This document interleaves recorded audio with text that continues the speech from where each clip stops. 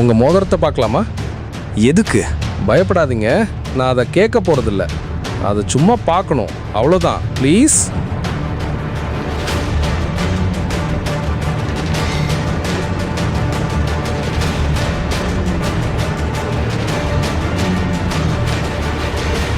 Tiger,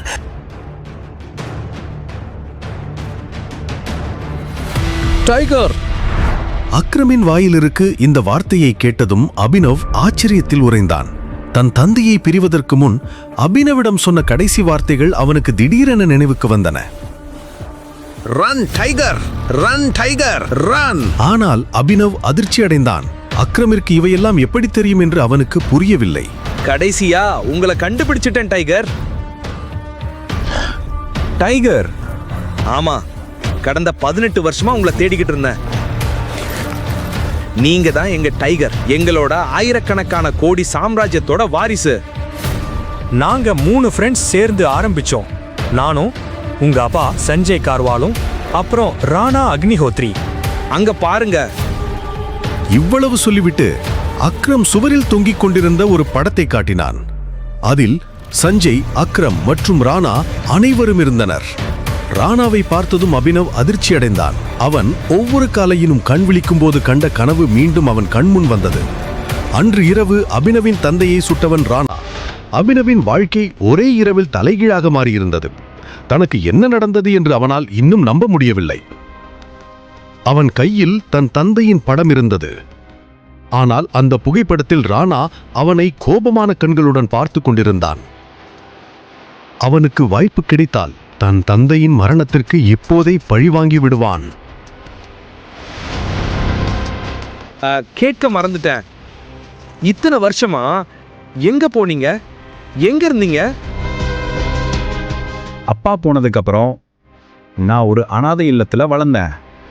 பல வருஷத்துக்கு அப்புறம் அங்கே இருந்து கிளம்பி என் படிப்புக்காக பணம் சேர்க்க வேலை செய்ய ஆரம்பிச்சேன். ஆனா அந்த டைம்ல நீங்கெல்லாம் ஏன் என்ன தேடல? டைகர், நான் உங்களை தேட முயற்சி பண்ணலான்னு இல்லை. நான் உங்ககிட்ட சொன்னது போல உங்க அப்பா போனதுக்கு அப்புறம் மாஃபியா உலகத்துல ஒரே பிரச்சனையா இருந்துச்சு. நாங்க அதையும் உங்களை தேடுற வேலையும் செஞ்சுட்டு தான் இருந்தோம். ஆனா நாளாக ஆக உங்க முகமும் மாறி போச்சு. அதனால உங்களை கண்டுபிடிக்கிறது ரொம்ப கஷ்டமா இருந்துச்சு. இப்போ உங்களை கண்டுபிடிச்சாச்சு. இப்போ மாண்டியும் மற்றவங்களும் உங்களை பார்த்தா ரொம்ப சந்தோஷப்படுவாங்க. மாண்டி பெயரை கேட்டதும் அபினவுக்கு கோபம் வந்தது. மாண்டி ஒரு துரோகியின் மகன். அபினவ் அந்த துரோகியின் மகனை சந்திக்கவோ பேசவோ விரும்பவில்லை. ஆனா அப்பா இந்த மாஃபியா குரூப் பத்தி என்கிட்ட எதுவுமே சொன்னதில்லை. அவர் நினைச்சிருந்தா சொல்லியிருக்கலாம். நீங்க அப்போ சின்ன பையன். ஒருவேளை அதனால தான் சஞ்சய் உங்களை இதெல்லாம் விட்டு தள்ளி வச்சிருந்திருப்பாரு. ஆனா என்னை நம்புங்க, நான் உங்களை கண்டுபிடிக்க ரொம்ப கஷ்டப்பட்டேன். இப்போ உங்களை கண்டுபிடிச்சாச்சு. தி மாஃபியா கிங் திரும்பவும் உயிர் பெறும். சியர்ஸ்! அபினவின் மனதில் மீண்டும் அந்த பதவி உயர்வு பெறுமா போன்ற பல கேள்விகள் எழுந்தன. ராணாவின் ரகசியம் அக்ரமிற்கும் மற்றவர்களுக்கும் ஏன் தெரியவில்லை? ஒரு துரோகியின் மகன் ஏன் அபினவின் சிம்மாசனத்தில் அமர்ந்திருக்கிறான் என்று அவனால் புரிந்து கொள்ள முடியவில்லை.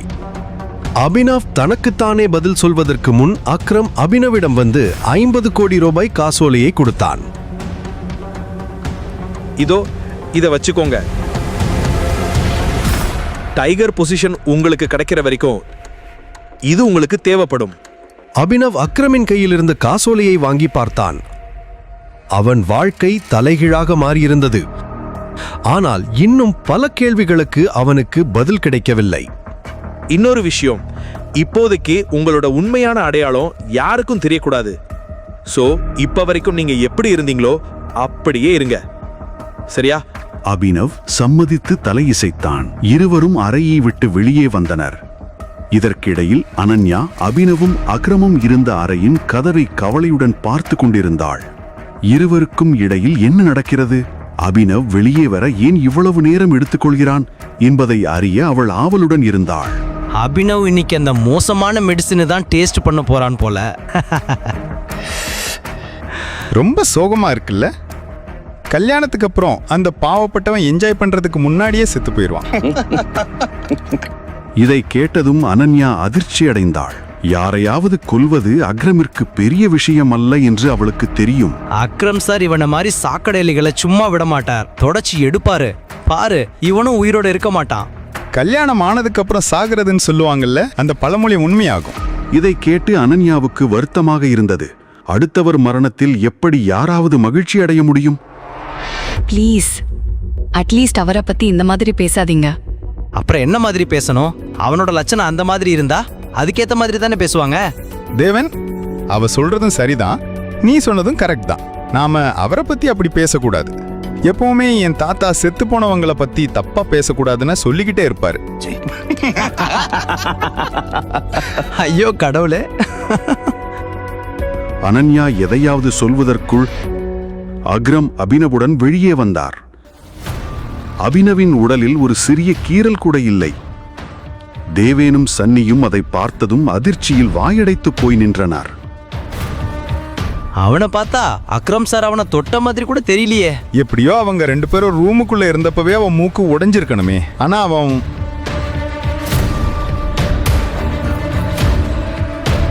லேடிஸ் அண்ட் ஜென்டில்மேன், நான் உங்களுக்கு ஒருத்தரை அறிமுகப்படுத்த விரும்புகிறேன். இவர்தான் அபினவ், என் பழைய டிரைவரோட பையன். இவர் எனக்கு ரொம்ப நெருக்கமானவர். அக்ரம் அபினவை எல்லோருக்கும் அறிமுகப்படுத்தியதும் தேவேனும் சன்னியும் சந்தோஷமாக இருந்தார்கள். ஆனால் அனன்யா அதை கேட்டு அதிர்ச்சி அடைந்தாள். Enjoy the party please. இதையடுத்து அக்ரம் அபினவை தனியாக விட்டுவிட்டு மற்றவர்களை சந்திக்கச் சென்றார்.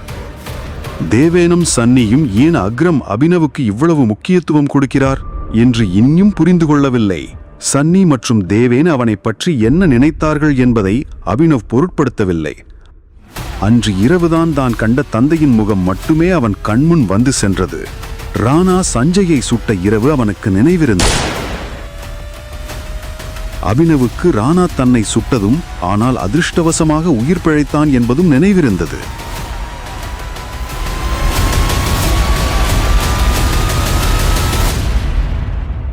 நீ உன் சொந்த காலில் நடந்து வெளியே வர முடியும்னு நான் நினைக்கவே இல்லை. அப்படியா? என்னை பத்தி அவ்வளோ கவலையா உனக்கு? ஓ ப்ளீஸ், எனக்கு கவலையே இல்லை. ஆனா நீ உன்னை பத்தி கவலைப்படு. நீ உயிரோட இருக்கணும்னா கொஞ்சம் கவனமாயிரு. அக்ரம் சார் உன்கிட்ட என்ன சொன்னாரு சொல்லு. தேவை மாதிரி ஒரு கழுதை உன்கிட்ட ஏதாவது கேள்வி கேட்டா அதுக்கு பதில் சொல்லாதன்னு சொன்னார். உன்னனா? தேவன் அவனை திட்டினான். ஆனால் அபினவ் அதை கண்டுகொள்ளவே இல்லை. அந்த நேரத்தில் அவன் மனதில் பல முக்கியமான விஷயங்கள் ஓடிக்கொண்டிருந்தன.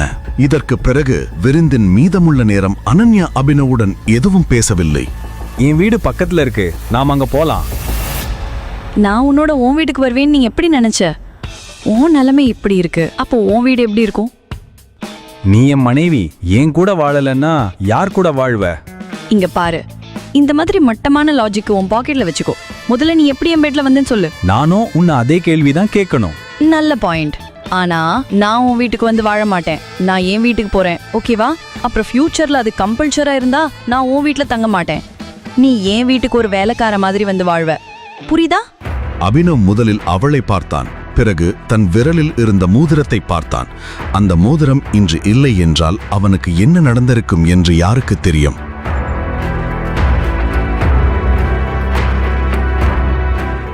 மறுநாள் காலை அபினவின் அலாரம் ஒலித்த போது அவன் அதே கனவை மீண்டும் கண்டு கொண்டிருந்தான். அலாரம் சத்தத்தை கேட்டு அவன் திடுக்கிட்டு எழுந்து தன் படுக்கையில் அமர்ந்தான். எழுந்ததும் இத்தனை வருடங்களுக்கு பிறகு தன் தந்தையின் நிறுவனத்தை உயிருடன் வைத்திருந்ததற்காக அவன் முதலில் அக்ரமுக்கு மனதார நன்றி கூறினான். அபினவ் படுக்கையிலிருந்து எழுந்து வேலைக்கு தயாராக ஆரம்பித்தான். அக்ரமின் கூற்றுப்படி அவனது டெலிவரி பாய் வேலை அவனது அடையாளத்தை மறைக்க மிகவும் உதவியாக இருக்கும். அபினவ் அக்ரம் கொடுத்த செக்கை தன் பாக்கெட்டில் வைத்துக்கொண்டு வீட்டிலிருந்து கிளம்பினான். 1 மணி நேரம் கழித்து அவன் தன் பைக்கில் அலுவலகத்திற்கு வந்து காரிடாரில் நடந்து செல்லும்போது பின்னாலிருந்து ஒரு குரல் கேட்டது. ஏய், டெலிவரி பாய். அது ஹரிஷ், அவனது சக ஊழியன். அவன் அலுவலகத்தில் வேலை செய்யாமல் அபினவை கேலி செய்ய பணம் பெற்றான். என்ன, ஏதாவது வேணுமா? எனக்கு லேட் ஆகுது. ஏய், நீ மீட்டிங் போறியா? பாஸ் உன்னை கூப்பிடுறாரு. அப்புறம் பிரதர், நேத்து யாருக்கும் சொல்லாம எங்க போன? உங்க அப்பா கல்யாண ஊர்வலத்துக்கு போனியா என்ன? இதை கேட்டதும் அபினவின் நரம்புகள் கோபத்தால் வெடித்துவிடும் போலிருந்தது. ஒரே அடியில் ஹரிஷின் அனைத்து பற்களையும் அவனால் உடைத்திருக்க முடியும். ஆனால் அவன் தன்னை அமைதிப்படுத்திக் கொண்டு பதில் சொல்லாமல் தன் பாஸின் கேபினுக்கு சென்றான். Good morning sir. இந்த காலையில குட்டா இருக்கிறது என்ன? இந்த கேள்விக்கு அபினவிடம் பதிலில்லை. அதனால் அவர் பாஸ் தொடர்ந்தார். நேத்து யார்கிட்டயும் சொல்லாம எங்க கிளம்பி போன? இதற்கும் அபினவிடம் பதிலில்லை. அவன் தன் பாஸ் இடம் ஒரு சாக்கு சொல்லி இருக்கலாம். ஆனால் அபினவ் பொய் சொல்ல விரும்பவில்லை. நேத்து அவ்வளோ டெலிவரி இருந்துச்சு, ஒன்னால எங்களுக்கு எவ்வளோ நஷ்டம் ஆச்சுன்னு தெரியுமா? ஆனா சார், எனக்கு மாசத்துக்கு ஒரு கேஷுவல் லீவ் இருக்கு. ஒன்னால எந்த வேலையும் செய்ய முடியாது. ஆனா இங்க வந்து சண்டை போடுற இந்த கம்பெனி உன் அப்பாவோடதா? இதை கேட்டதும் அபினவுக்கு கோபம் தலைக்கேறியது. அவன் கோபத்தால் தன் கைமுஷ்டியை மடக்கி தன் பாஸை முறைத்தான். என்ன முறைக்கிற? உன் சாமானங்களை எடுத்துட்டு இது கிளம்பு. You are fired. இதை கேட்டதும் அபினவ் அதிர்ச்சி அடையவில்லை. உண்மையில் இது போன்ற ஒன்று தனக்கு விரைவில் நடக்கும் என்று அவனுக்கு தெரியும்.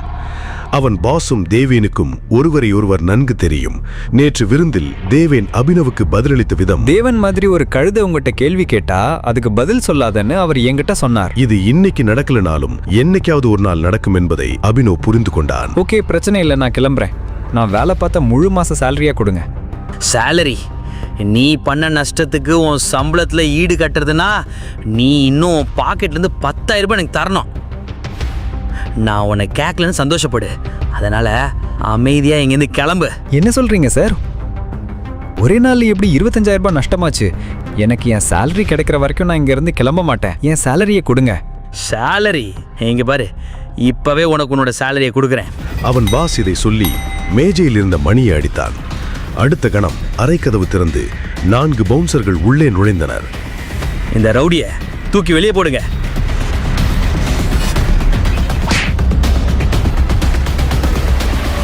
பாஸ் இதை சொன்னதும் அவர்கள் 4வரும் அபினவை தாக்க விரைந்தனர்.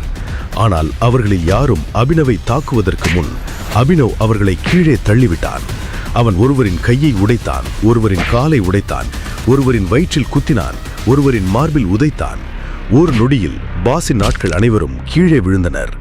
இதை பார்த்ததும் பாஸ் திகைத்து போனான். அபினவ் இப்போது நேராக பாஸிடம் வந்து அவன் கழுத்தை பிடித்து கேட்டான், என் சேலரி? பாஸ் பயந்து தன் டிராயரிலிருந்து பணத்தை எடுத்து நடுங்கும் கைகளால் அபினவிடம் கொடுத்தான். அபினவ் பணத்தை பார்த்துவிட்டு பாஸின் கழுத்தை விட்டுவிட்டு கிளம்ப ஆரம்பித்தான். கிளம்பும் முன் அவன் பாஸின் கண்களை பார்த்து சொன்னான், ஒரு விஷயம் ஞாபகம் வச்சுக்கோ. இன்னொரு வாட்டி யாருடைய அப்பா கிட்டையாவது உன் பிரச்சனையை வச்சுக்கிட்டீன்னா கழுத்து உன்னோடது, கால் என்னோடது. இதை கேட்டதும் பாஸ் அதிர்ச்சியில் உறைந்தார். அபினவ் ஒரு கோபக்காரன் என்று அவனுக்கு தெரியும். ஆனால் அவன் கோபத்தை அவன் இதற்கு முன் பார்த்ததில்லை. இதற்கிடையில் அபினவ் அலுவலகத்திலிருந்து வெளியே வந்தபோது அவனுக்கு ஒரு தெரியாத எண்ணிலிருந்து அழைப்பு வந்தது. அபினவ் போனை எடுத்தான். ஹலோ, யார் அது? டைகர். அக்ரம். ஆமா, சொல்லுங்க. நீங்க ஒருத்தரை சந்திக்கணும்னு நான் விரும்புறேன். அவரும் நம்ம மாஃபியா உலகத்துல ஒரு பெரிய ஆளு. அப்புறம் உங்க அப்பாக்கும் எனக்கும் பெஸ்ட் ஃப்ரெண்டும் கூட, பல்ராஜ். நம்ம டைகர் திரும்பி வந்துட்டான் அப்படின்னு பல்ராஜுக்கு தெரியணும்னு நான் விரும்புறேன். ஸோ இன்னைக்கு ராத்திரி சஃபேர் ஹோட்டல்ல ஒன்னா டின்னர் சாப்பிடுவோம். நான் உங்களுக்கு அட்ரஸ் அனுப்புறேன், சரியா? See you, bye. அக்ரமின் வாயிலிருந்து பல்ராஜின் பெயரை கேட்டதும் அபினவின் உடல் நடுங்கியது. அவன் பல்ராஜின் பெயரை இதற்கு முன் கேட்டிருந்தான். இந்த நகரத்தில் உள்ள ஒவ்வொரு குழந்தைக்கும் பல்ராஜின் பெயர் தெரியும். ஒவ்வொரு சக்தி வாய்ந்த மனிதனும் அவனது பெயரை கேட்டால் நடுங்குவான். அதனால் அபினவும் அவனை சந்திப்பதில் பதட்டமாக இருந்தான். அவன் பயந்த பல்ராஜ் உண்மையில் அவனது பாஸாக போகிறான். நான் பல்ராஜ் சாரை உண்மையிலே சந்திக்கணும்னு நீங்க நினைக்கிறீங்களா? அவன் இன்னும் பல்ராஜின் பெயரை கேட்டதும் நடுங்கினான். அக்ரமம் அவனது பதட்டத்தை புரிந்து கொண்டான். பல்ராஜ் சாரா? வெறும் பல்ராஜ்.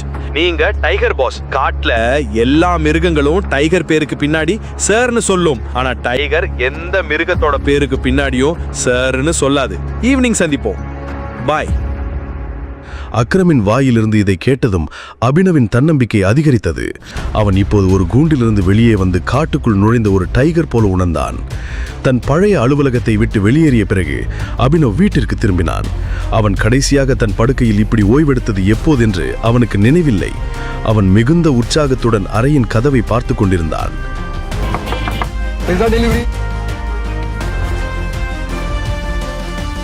சார் ஆர்டர் 500 ரூபாய் தான், ஆனா நீங்க 1000 ரூபாய் கொடுத்துருக்கீங்க. நீங்க டெலிவரி பசங்க ரொம்ப கஷ்டப்பட்டு உழைக்கிறீங்க நண்பா. இந்த 500 ரூபாய் உன் டிப்பு. Thank you sir.